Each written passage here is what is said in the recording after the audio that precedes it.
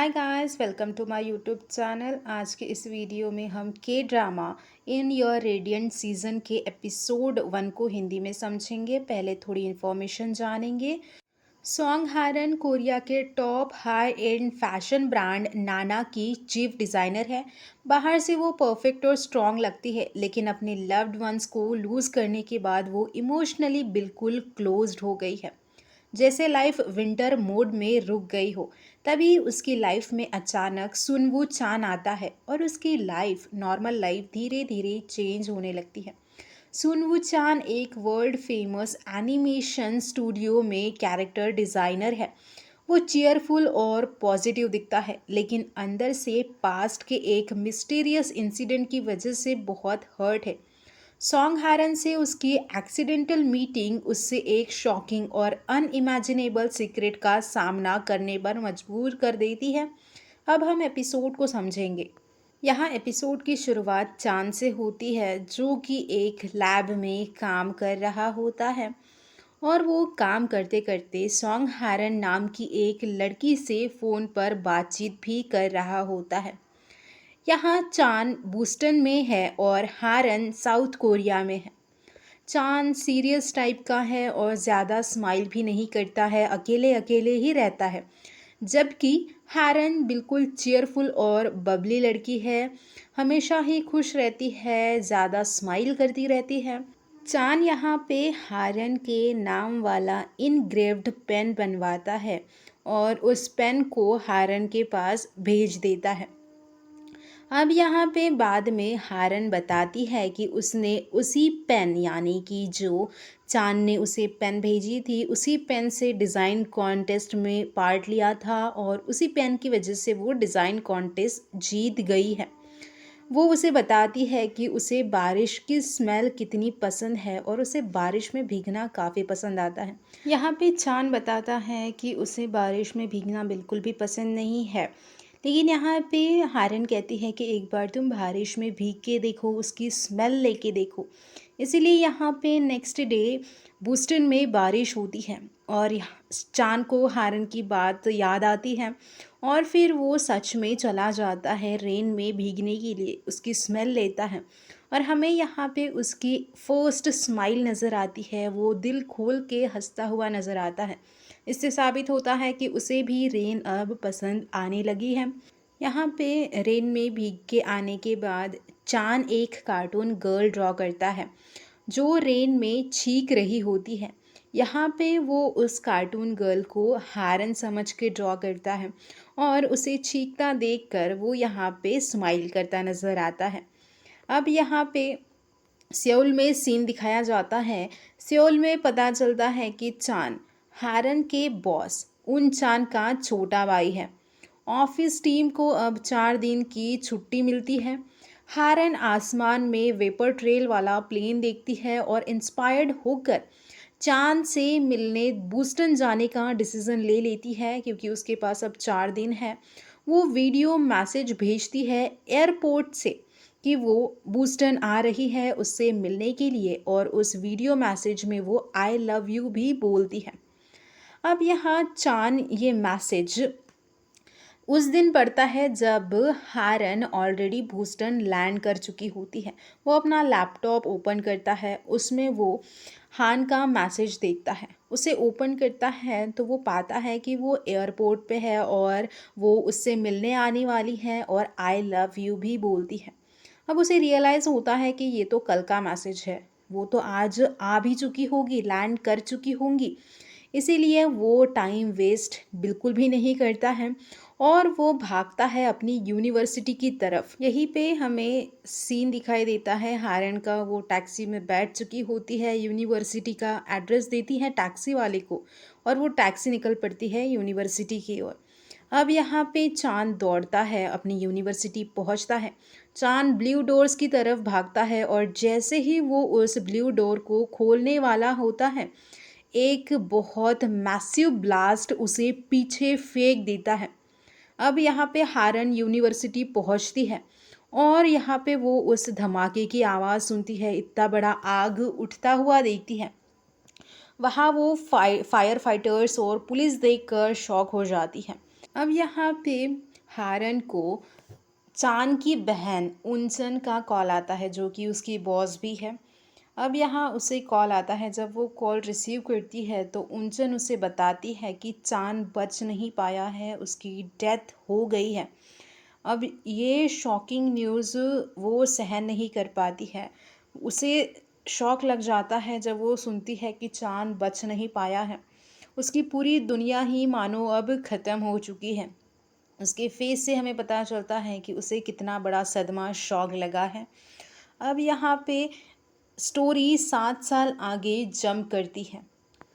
नाना एटेलायर में एक fashion shoot चल रहा होता है, जो साउथ कोरिया की फ़ैशन क्वीन किम नाना का ब्रांड है। वो हारन की ग्रैंड मदर भी है। यहाँ पे जो फ़ैशन शूट चल रहा होता है वो एकदम बढ़िया से चल रहा होता है, लेकिन जब नाना एंट्री करती है, वो लाइट को डीम करने को कहती है, फ़ोटोग्राफ़र को एंगल्स लेने को बताती है।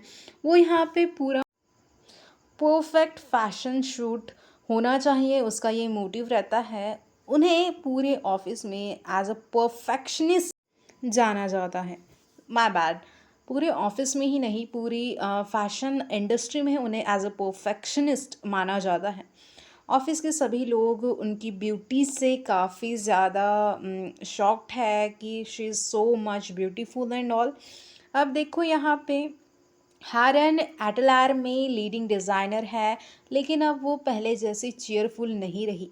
वो अलुफ हो गई है और अक्सर अकेली रहना पसंद करती है। वो यहाँ अपने ऑफिस के कलीग से भी ज़्यादा क्लोज़ नहीं है, वो बस काम के सिलसिले में बातचीत करती है।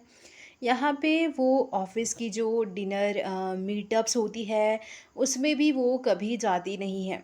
वो सबसे दूरियां मेंटेन रखती है, वो किसी के साथ क्लोज्ड नहीं रहती है। यहाँ पे वो अपनी फीलिंग्स को अपने आप तक रखती है, अपनी फीलिंग्स को किसी के साथ एक्सप्रेस नहीं करती है।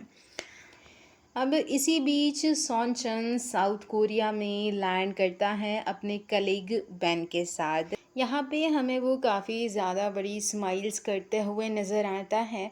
हमें यहाँ पे पता चलता है कि वो काफ़ी सालों बाद, मतलब 7 साल बाद वो सियोल में वापस आया है। उसने काफ़ी लंबी चिट लेकर आया है कि वो सियोल में क्या-क्या करना चाहता है, क्या खाना चाहता है। उसकी आर्म पर बर्न मार्क्स हम देखते हैं, लेकिन उसकी पर्सनालिटी बिल्कुल बदल चुकी होती है। अब वो हमेशा ही स्माइल करता नज़र आता है, खुश रहता है और सबको हग्स देता रहता है। वो लोग वर्क प्रोजेक्ट के लिए सियोल में आए होते हैं, पर चान अपने होम सिटी को एक्सप्लोर करने में ज़्यादा एक्साइटेड रहता है और बेन अपने रूम में सोता रहता है। वही चला जाता है चैन सियोल सिटी को एक्सप्लोर करने के लिए, वहाँ पे फ़ोटोग्राफीज़ करता है, सियोल का खाना टेस्ट करता है, अकेले ही पूरी सियोल को घूम लेता है वो। दूसरी तरफ हारन अपने रेगुलर कैफ़े में डॉडलिंग कर रही होती हैं।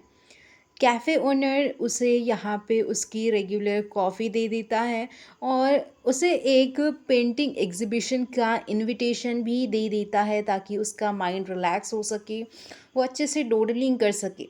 अब यहाँ पे वो उस एग्ज़िबिशन का इनविटेशन ले लेती। अब यहाँ चान भी वही एग्ज़िबिशन अटेंड करता है। वो उस एग्ज़िबिशन को काफ़ी अच्छे से एंजॉय कर रहा होता है। तभी वो हारन को देखकर शॉक हो जाता है। अब यहाँ उसे अपनी आंखों पर विश्वास नहीं होता है कि उसने जिस लड़की को देखा है वो हारन ही है। वो उस मोमेंट के लिए फ्रीज़ हो जाता है, वो हिलना डुलना बंद कर देता है, यहाँ तक कि वो साँस भी नहीं लेता है। अब ये तो कहने की बात होती है। अब देखो, वो अपनी आँखों पर विश्वास नहीं करता है, इसलिए वो दोबारा उस लड़की को देखता है, लेकिन उसके साइड में कोई खड़ा ही नहीं होता है। शायद ये उसका वहम हो सकता है, उसे लगता है। लेकिन जब वो पीछे मुड़कर देखता है तो वो लड़की एग्ज़िबिशन हॉल से बाहर जाती नज़र आती है। इसीलिए चान भी उस लड़की का पीछा करता है, उसके पीछे भागता है। वो रोड पर आ जाता है। वो इधर-उधर देखता है कि वो लड़की कहाँ गई, और उसे फाइनली यहाँ पे हारन दिख जाती है। यहाँ पे बस वो हारन को अपने सामने से गुज़रता हुआ देखता है, उसे रोकता नहीं है, उसके पास जाकर उससे बातचीत नहीं करता है, बस उसे गुज़रते हुए देखता है। अब यहाँ गैलरी के बाहर कंस्ट्रक्शन मटेरियल का काम चल रहा होता है। अब यहाँ हारन तो म्यूज़िक सुनते हुए रोड पर चल रही होती है। अब जो वो कंस्ट्रक्शन मटेरियल है वो हारन पर गिरने ही वाला होता है कि चान इंस्टिंक्टली उसका नाम लेकर चिल्लाता है। अब यहाँ पे हारन बच जाती है, लेकिन चान उसे दिखे बिना वहाँ से भाग जाता है। यहाँ पे हारन को पता है कि किसी ने उसका पूरा नाम लिया है। जब वो मुड़कर देखती है तो वहाँ पे चान नहीं रहता है, वो वहाँ से चला जाता है। अब यहाँ पे हारन रात भर सोचती रहती है कि उस कंस्ट्रक्शन मटेरियल को उस पर गिरने से जिसने बचाया है, जिसने उसका पूरा नाम लिया है, वो कौन हो सकता है। अब यहाँ नेक्स्ट मॉर्निंग चान और बैन अपनी वर्क मीटिंग में जाते हैं और पता चलता है कि मीटिंग नाना एटेलर के साथ है। चान एक एनिमेटर है और अपनी फीमेल कैरेक्टर वोन के क्लोथ्स डिज़ाइन करने के लिए कोलैबोरेशन चाहता है नाना एटलयर के साथ। यहाँ पे नाना इम्प्रेस हो जाती है और उनके प्रोजेक्ट पर एग्री करती हुई नज़र आती है। अब यहाँ पे चांद नाना के साथ एक सेल्फ़ी लेने की बात करता है तो ऑफिस में सभी लोग चुप हो जाते हैं, क्योंकि वो किसी के साथ सेल्फ़ी नहीं लेती है। लेकिन पहली बार नाना यहाँ पे चांद के साथ सेल्फ़ी लेने के लिए मान जाती है, सेल्फ़ी ले लेती है।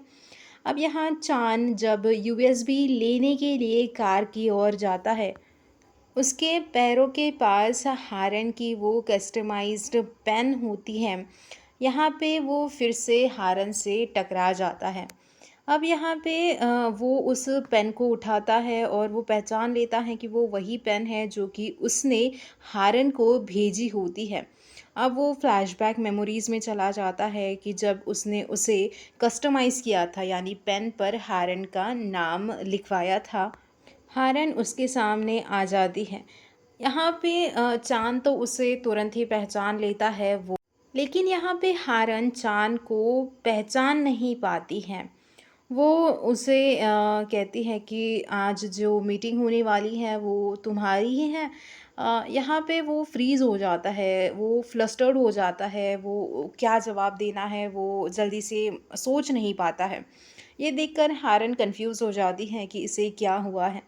और हारन यहाँ पे चाँद से उसकी पेन रिटर्न करने के लिए कहती है। यहाँ पे चाँद उसे उसकी पेन वापस करता है। यहाँ मीटिंग रूम में नाना फोकस करती है वो उस एनिमेटेड गर्ल की ओर और वो कहती है कि ये मुझे हारन की तरह नज़र आ रही है, लेकिन बेन कहता है कि नहीं, ये तो बस उसकी एक इमेजिनेशन है और उसने यूं ही अपनी इमेजिनेशन से इसे बनाया है। अब यहाँ पे वॉशरूम में अपने मुंह पर 2-3 बार चान पानी मारता है। अपने मोबाइल में हारन की इंफॉर्मेशन देखता है, तब उसे पता चलता है कि इस कंपनी में वो एज़ अ लीड डिज़ाइनर काम करती है। अब वो यूएसबी अपने कार से लेकर आता है और मीटिंग रूम में वापस चला जाता है। तभी यहाँ पे नाना उस बात को छेड़ देती है कि ये जो एनिमेटेड गर्ल है वो मुझे हारन की तरह क्यों नज़र आ रही है। तभी वो जो चाँद कॉफ़ी पी रहा होता है, वो अपनी शर्ट पर गिरा देता है। यहाँ नाना अपने वो ऑफ़िस के कोवर्कर को कह के कहती है कि चाँद के लिए एक न्यू शर्ट अरेंज की जाए। अब यहाँ पे जो कोवर्कर चाँद के लिए शर्ट अरेंज करता है, वो शर्ट जाकर हारन को दे देता है, क्योंकि उसे उसका दूसरा काम याद आ जाता है। चान यहाँ पे शर्ट का इंतज़ार करता हुआ नज़र आता है। शर्टलेस होकर वो चेंजिंग रूम में खड़ा होता है। तभी यहाँ पे हारन चली जाती है शर्ट को लेकर। अब वो उस डोर को गलती से ओपन करती है और वो उसे शर्टलेस देख लेती है, जहाँ उसका मेमेंटो मोरी टैटू हारन को दिख जाता है। यहाँ पे दोनों एक दूसरे से नज़र नहीं मिला पाते हैं और ये ऑकवर्ड मोमेंट उनके साथ हो जाता है। बाद में यहाँ चैन बेन को बोलता है कि वो प्रोजेक्ट छोड़कर यूएस वापस जाना चाहता है, यहाँ बेन काफ़ी अपसेट हो जाता है। वो दोनों एक दूसरे के साथ झगड़ने लग जाते हैं कि इतना सालों से हम इस प्रोजेक्ट के लिए वर्क कर रहे हैं, तुम इतना जल्दी इसे छोड़कर कैसे जा सकते हो? जबकि हमारे हाथ में वो सक्सेस अब लग चुकी है। चान यहाँ पे फिर डिसीज़न चेंज करता है क्योंकि प्रोजेक्ट सिर्फ़ 3 महीनों का ही है और वो सोचता है कि हारन के सामने वो ज़्यादा नहीं जाएगा और वो मैनेज कर लेगा सब कुछ और 3 महीने तो यूँ ही चले जाएँगे। वो अपनी इतनी सालों की मेहनत को यूँ ही ज़ाया नहीं जाने दे सकता है, इसीलिए वो अपना डिसीज़न चेंज कर लेता है और अब वो इस प्रोजेक्ट में यही रहने वाला है। अब नेक्स्ट डे यहाँ पे चान और बैन अपने यूएस कलीग्स को ये न्यूज़ देते हैं कि कैसे नाना के साथ उनकी मीटिंग एकदम सक्सेसफुल रही है। अब यहाँ पे घर पर नाना हारन को फोटोग्राफर के साथ डेट पर सेट करने की कोशिश करती नज़र आती हैं, पर हारन मना कर देती है। वो अपनी ग्रैंड माँ से कहती हैं कि मैं बिल्कुल डेटिंग में इंटरेस्टेड नहीं हूँ, मैं किसी को डेट नहीं करना चाहती हूँ। और यहाँ पे उसकी ग्रैंड माँ उसे कन्विंस करती नज़र आती हैं कि कब तक तुम सिंगल रहोगी, किसी का सहारा होना चाहिए तुम्हें, कोई होना चाहिए जिसके पास तुम अपना सुख दुख शेयर कर सकती हो। लेकिन यहाँ पे हारन तुरंत ही मना करके वहाँ से उठकर अपने रूम की ओर चली जाती है और नाना यहाँ इस बात से काफ़ी नाराज़ होती है। अब सुबह हारन की जो सिस्टर है हायंग, उसे ग्रैंड माँ से काफ़ी ज़्यादा डांट पड़ती है क्योंकि वो रात भर क्लबिंग करके सुबह घर पे आई थी और उनकी डांट से बचने के लिए वो हारन के कमरे में दौड़कर चली जाती है। नाना यहाँ पे कहती हैं कि कोई मेरी बात यहाँ पे क्यों सुनता नहीं है। अब यहाँ पे हारन की जो सिस्टर है हायंग, वो न्यूज़ क्लिपिंग देखती है जिसमें कंस्ट्रक्शन एक्सीडेंट का इंसिडेंट होता है। यहाँ पे वो देखते हैं कि उस आदमी का चेहरा तो ब्लर नज़र आ रहा है जिसने चांद को आवाज़ दिया था, लेकिन उसकी शर्ट नज़र आ रही है, उसने क्या पहना था वो नज़र आ रहा है। अब दोनों को यहाँ पे लगता है कि जो न्यूज़ में दिख रहा आदमी है वो चान हो सकता है क्योंकि मीटिंग में उसने वही कलर की शर्ट पहनी थी, लेकिन यहाँ वो इसे कोइंसिडेंस मान लेते हैं। हारन अपनी बहन से कहती है कि अगर ये कोइंसिडेंस नहीं हुआ तो, लेकिन यहाँ पे हायंग कहती है कि ऐसा तो नहीं है कि ये कोई कस्टमाइज शर्ट है जो बस चान ही पहनता है, ऐसी शर्ट्स तो काफ़ी सारे लड़के पहनते हैं। देन वो इसे कोइंसिडेंस मान लेते हैं।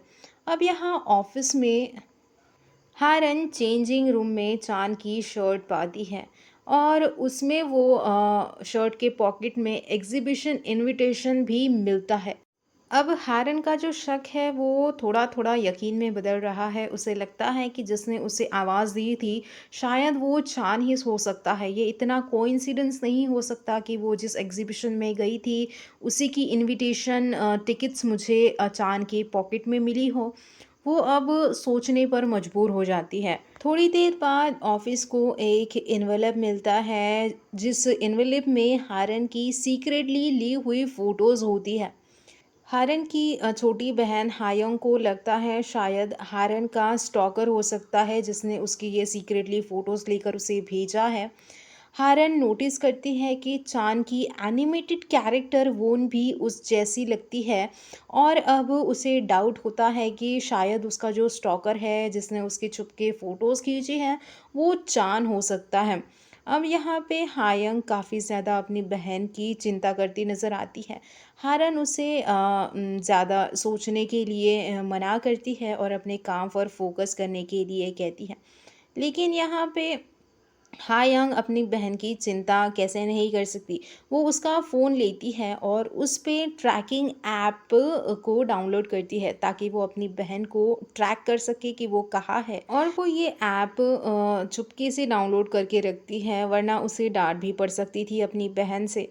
यहाँ पे वो अपने रेगुलर कैफ़े में चली जाती है मूड फ्रेश करने के लिए, लेकिन वो अपने वर्क पर ध्यान नहीं दे पाती है। वो चाँद के बारे में सोचती है कि शायद वही मेरा स्टॉकर हो सकता है। फिर वो याद करती है कि मीटिंग वाले दिन जब उसे मेरी पेन मिली थी, जब मैं उससे बात कर रही थी, तो वो काफ़ी फ्लस्टर्ड हो गया था, जैसे कि वो मुझे वहाँ पे देखकर शॉक हो गया हो। तो उसे ये कंफर्म हो जाता है कि शायद स्टॉकर चान ही हो सकता है। कैफ़े का ओनर यहाँ पे हारन को उसकी रेगुलर कॉफ़ी लाकर देता है और उसे अपने मूड को ठीक करने के लिए कहता है। अब यहाँ शाम को चान भी उस कैफ़े में जाता है जहाँ हारन अक्सर जाती है। वो चान यहाँ पे कैफ़े ओनर को जानता है। उन दोनों की अच्छी बॉन्डिंग हमें नज़र आती है। यहाँ पे चान और कैफ़े ओनर दोनों बात करते हैं कि पुराने मेमोरीज़ वापस आ ही जाते हैं और उनसे भागना यूज़लेस होता है। जितना हम उन्हें इग्नोर करेंगे वो उतना ही हमारे सामने आती रहेंगी। यहाँ दूसरी तरफ नाना हाना से बिना पूछे ही फोटोग्राफर के साथ उसकी डेट अरेंज करती है। यहाँ पे वो हाना को एक फेक रीज़न देती है कि मैंने क्लाइंट के साथ होटल में मीटिंग रखी है, इसीलिए तुम जल्दी दौड़कर यहाँ पे आ जाओ। लेकिन जब होटल जाती है हारन, तो नाना उसे बताती है कि उसने उसे होटल में क्यों बुलवाया है। उसने फोटोग्राफर यॉन से मिलवाने के लिए हारन से झूठ का ये बहाना किया था। अब लहा लेकिन हारन को जब सच पता चलता है तो वो मना कर देती है साफ साफ कि मुझे डेटिंग नहीं करनी है। यहाँ पे वो कहती है कि उसे डर लगता है कि जिससे वो प्यार करेगी उसके साथ कुछ बुरा फिर ना हो जाए। यहाँ वो फिर बुरा ना हो जाए, यानी कि उसके लव्ड वन के साथ पहले भी ऐसा कुछ बुरा इंसिडेंट हुआ होगा, वो उसका ज़िक्र करती है। वो यहाँ पे काफ़ी इमोशनल होती है। ये देखकर नाना भी इमोशनल स्टेट में चली जाती है और वो उसे परस्यू नहीं करती है। हारन फिर वहाँ से चली जाती है। फिर नाना जब घर लौटते वक्त कार में होती है तो वो कैलेंडर में डीडी नाम की डेट देखती है और उसे देखकर वो काफ़ी ज़्यादा सैड हो जाती है। वो याद करती है। यहाँ पे हमें फ्लैशबैक सीन दिखाई देता है कि एक कार में दो कपल्स बैठे होते हैं और ट्रक से उनका एक्सीडेंट हो जाता है। तब हमें पता चलता है कि वो जो दोनों लोग बैठे थे वो हारन के पेरेंट्स होते हैं और कार एक्सीडेंट में उन दोनों की डेथ हुई थी। और हारन भी तब जब उसके पेरेंट्स की डेथ हुई थी वो छोटी ही थी, काफ़ी ज़्यादा मैच्योर नहीं थी। और अपने पेरेंट्स की डेथ का जो गम होता है वो कहीं ना कहीं हम सभी को पता है कि वो सबसे पेनफुल दर्द होता है। एंड देन उसके पेरेंट्स की डेथ हुई, देन चांद के मरने पर वो कितनी टूट गई थी। यहाँ पे हमें फ्लैशबैक में वो अपने दादी के कंधे पे सर रखते हुए रोती नज़र आती है। ये सीन यहाँ पे नाना कार में याद करती है और वो भी इमोशनल होती है। प्रेजेंट टाइम में हारन फोटोग्राफर यॉन से होटल में जाकर मिलती है और पोलाइटली मिलकर डेटिंग रिजेक्ट करती है। वो बताती है कि उसका डेटिंग में कोई इंटरेस्ट नहीं है। तभी उसी होटल में चांद को हारन देख लेती है और वो काफ़ी ज़्यादा इरिटेट हो जाती है चांद को देखकर। तो फिर वो फोटोग्राफर यॉन से माफ़ी मांगती है और वहाँ से उठकर भागती है चांद के पीछे, उसका पीछा करती है। अब यहाँ पे वो उसके पास जाकर कन्फ्रंट करती है और पूछती है कि वो उसका नाम कैसे जानता है। यहाँ पे वो बताती है कि न्यूज़ में जो लड़का दिखाई दे रहा है मैं जानती हूँ वो तुम ही हो जिसने मुझे कंस्ट्रक्शन वो मटेरियल में गिरने से बचाया था। मेरा नाम तुमने लिया था। तुम मेरा नाम कैसे जानते हो मुझे बताओ।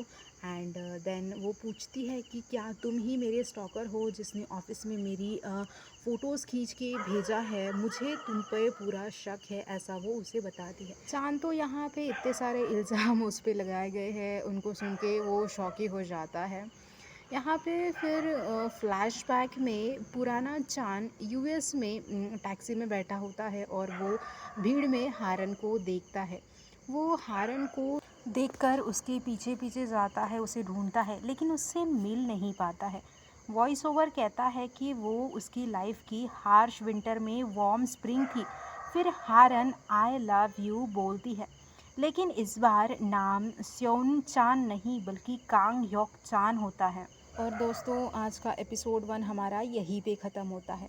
मैं आपको एपिसोड रिव्यू देती हूँ।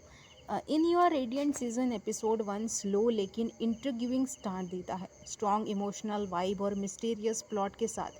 सॉन्ग हारन और चान की लाइफ के अलग अलग फेजेस दिखाए जाते हैं और उनकी कनेक्शन पर एक हेजी मिस्ट्री बनाई जाती है। एपिसोड का फर्स्ट पार्ट उन्हें कपल जैसा दिखाता है, लेकिन बाद में इल्यूजन ब्रेक हो जाता है। एंड में ट्विस्ट रिवील होता है कि एक अलग चान भी था। मिस्ट्री का मेन पॉइंट ये है कि कैसे, कब और कहाँ सब कनेक्ट होता है। अभी व्यूवर्स को होप है कि ये कैटफिश सिचुएशन ना हो। एपिसोड का पेस स्लो है और रन टाइम लंबा लगता है, लेकिन इसे हारन का ग्रीफ और चान के कॉन्फ्लिक्टेड इमोशंस डीपली फील होते हैं। हैप्पी सीन्स में एक्टिंग थोड़ी ओवर लगती है, लेकिन इमोशनल सीन्स परफेक्टली डन है। Background sound track emotional tone को अच्छे से मैच करता है और विजुअल्स भी काफ़ी ब्यूटीफुल है। ओवरऑल प्लॉट अभी अनक्लियर है, लेकिन ड्रामा मूड सेट करने में स्ट्रॉन्ग स्टार्ट लेता है। अगर आपको हमारा ये एक्सप्लेनेशन पसंद आया हो तो इसे एक लाइक ज़रूर करें, अपने फ्रेंड्स के साथ इसे शेयर करना ना भूलें और अगर आप हमारे चैनल पर नए हो तो इसे सब्सक्राइब भी ज़रूर करें।